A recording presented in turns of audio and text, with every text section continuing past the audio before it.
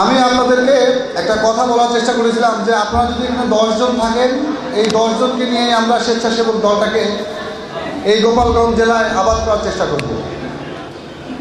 আপনারা একটা জিনিস কি মনে আছে আপনাদের, দেশনেত্রী বেগম খালেদা জিয়া চ্যারিটেবল দুর্নীতি মামলায় অবৈধভাবে এই ফ্যাসিস্ট ম্যাডামকে সাজা দিয়েছিল, আপনার কি মনে আছে?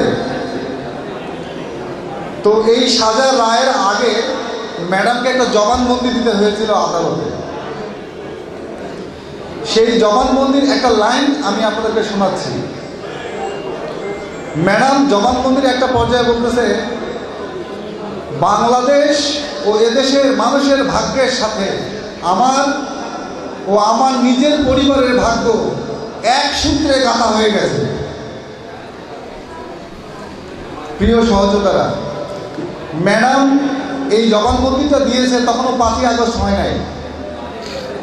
দেখেন 5ই আগস্টের পরে যখন এই ফ্যাসিস্ট দেশ থেকে বিতাড়িত হয়েছে, পালিয়ে গিয়েছে, এই দেশের মানুষ মত প্রকাশের স্বাধীনতা পেয়েছে, ঠিক at the same time madam কিন্তু সম্মানিত হয়েছে।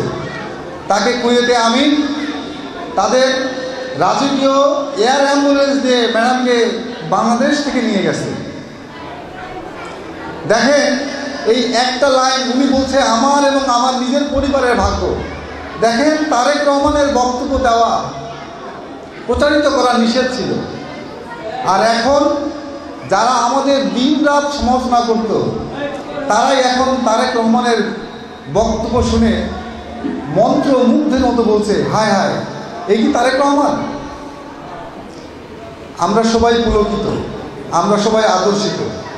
আজকে আমরা গোপালগঞ্জের মাটিতে এসেছি অনেক বড় একটা চ্যালেঞ্জ নিয়ে, যে এই গোপালগঞ্জ জেলাটা আর 10টা জেলার মতো না।